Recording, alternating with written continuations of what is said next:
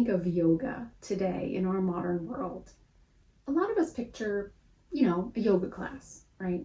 With the popular asanas and the poses and the stretches, or maybe a meditation app with the cliche Om, right?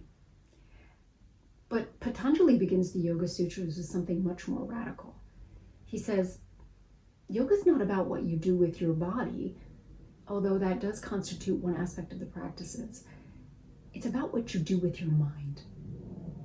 So let's review and walk through the first section of the Yoga Sutras, the Samādhi Pāda, and explore what it really means to calm the fluctuations of the mind and rest in your true nature, the self. When Patanjali begins the Yoga Sutras, right from Sutra 1, Atta Yoga Anushasanam, he's not playing around. He's saying now an exposition of yoga is to be made. And what is yoga? Well, Sutra 2 answers that by stating Yogaś citta-vṛtti-nirodhaḥ.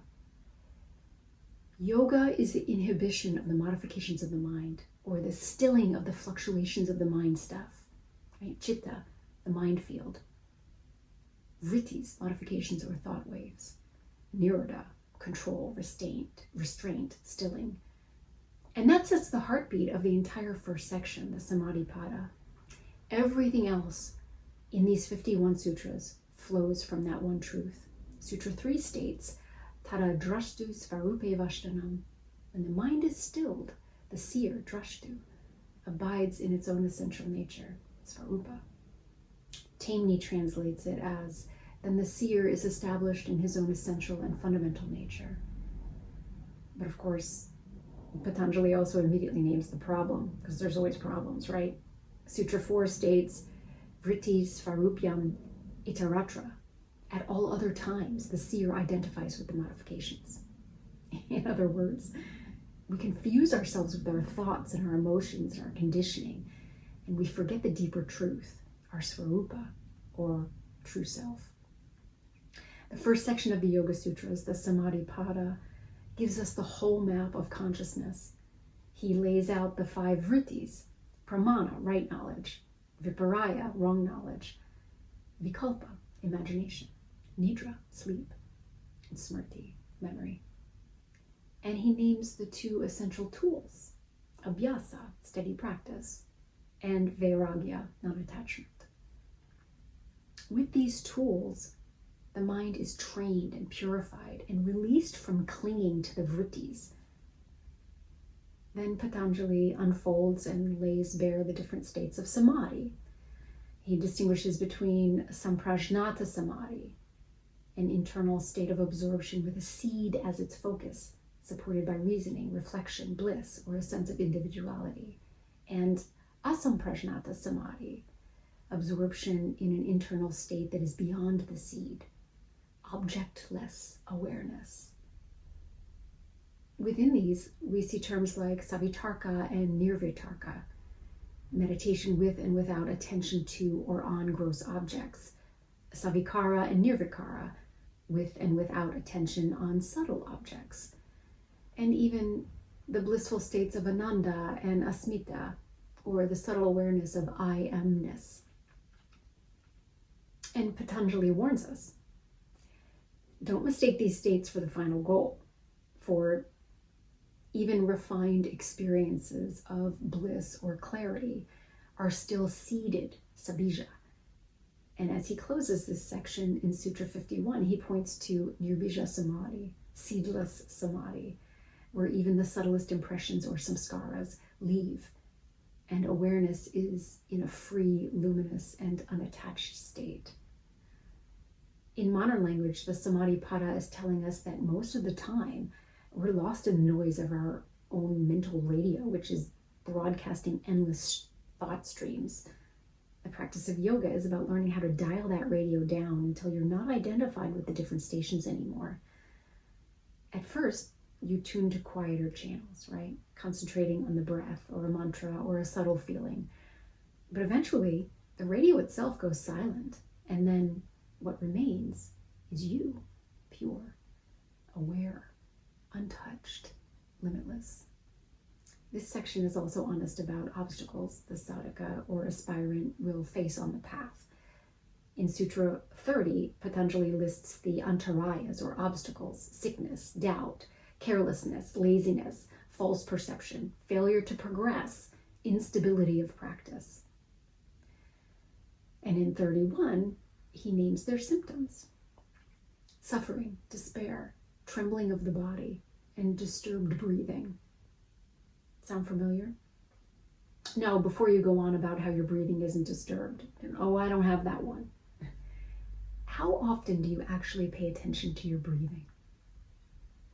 Sighing, shallow breathing, stuttering when you speak, or stuttered breath, shallow or short gasping, and even seemingly uncontrolled big breaths can all be disturbed breathing. If you make it a practice to pay attention to your breath, you'll notice that it gives you clues. It's what happens when the mind is restless and unfocused, perceiving things in a distorted way, or is under the sway of vṛttis, modifications, and some samskaras or impressions. But then in Sutra 32, he prescribes the medicine: eka tattva abhyāsa, steady practice and attention on one principle, one truth, until the mind is unified. And throughout the Samādhi Pāda, he keeps pointing us back to steadiness, devotion, and purification of the mind and heart as the way forward. Patanjali also gives us what I like to call the trump card in Sutra 23, īśvara-praṇidhāna. He says liberation can also come through devotion or surrender to the divine. It's like he's telling us, if discipline and detachment feel impossible some days, there's another way, another door, that of letting go, of bowing and releasing into a whole different state, greater than the small self, the state of surrender. But here's where it gets tricky, right? Because the ego doesn't like to surrender. The ego's clinging. Sometimes it even pretends to surrender. Look at me, I'm being so spiritual, I'm giving it all up. But deep down, it's still running the show. It's still trying to be wily, still in control, still making the moves, still scheming and plotting, right? That's why viveka, discrimination, discernment, is so important. Without viveka, we can't tell the difference between real surrender and the ego's performance of surrender. Real surrender is the release of control, not another hidden way of grasping for it. And in this sense, īśvara-praṇidhāna isn't about adopting a new belief system or worshiping a particular form. It's about cultivating the willingness to set the ego aside, not destroy it, right? Destroy the ego, so dramatic. I love the ego. It's such an important character, really. So we're not shaming it, right? But we're gently putting it in the passenger seat, so you can then let the deeper current, the intelligence of the universe, the divine, carry you forward. So whether you're practicing steady discipline, abhyāsa, detachment, vairāgya, or surrender, īśvara-praṇidhāna, this section, the Samādhi Pāda, keeps pointing us back to the same reality. Freedom comes when the ego stops gripping, when the vṛttis are stilled, and the seer, the objective subject, shines in its own light. For me, when I read and live these sutras, I realize you don't have to be trapped in the whirlpool of thought. There is another way of being that is calmer, clearer, and more spacious. And it's not far away. It is you, who you are, right now, beneath it all. It's just hidden beneath the ripples caused by the endless modifications. So the Samādhi Pāda isn't some abstract metaphysical manual. It is a very practical map of the mind and its inherent freedom. It says, here's what binds you. Here's how to free yourself. And furthermore, here's what freedom feels like. And with Sutra 51, Patanjali closes this section by pointing to the silence beyond even silence, the state where all seeds are burned, where the mind is completely stilled, and the seer abides in truth beyond thought, memory, and impression. tasyapi nirode sarva nirodhan nirbīja samadhi. On suppression of even that, owing to suppression of all modifications of the mind, seedless samadhi is attained. That's the invitation, and it's just the beginning. Because now, in the next section, the sadhana pada, Patanjali will show us the how, the disciplines, the practice, the kriya yoga that moves us from theory into lived reality. So if you've been following along, I encourage you to revisit the Yoga Sutras playlist and really let these first 51 sutras settle into your system. Notice where they land in your own life, the fluctuations of the mind, the moments of stillness, the obstacles that arise, and the medicine of practice and non-attachment. And stay with me as we move into the second section, sadhana pada, where the real day-to-day work of the yogi begins.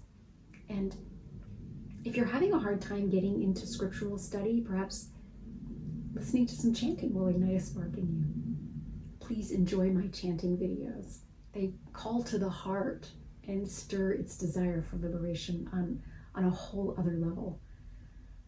And if this resonates with you, please like and subscribe and share your reflections in the comments. Which sutra from the first section speaks most personally to your journey right now? I would love to hear it. And your reflections may just cause another to make a connection or have a realization about themselves that they didn't before. So please share. Thank you for joining me today. Until next time.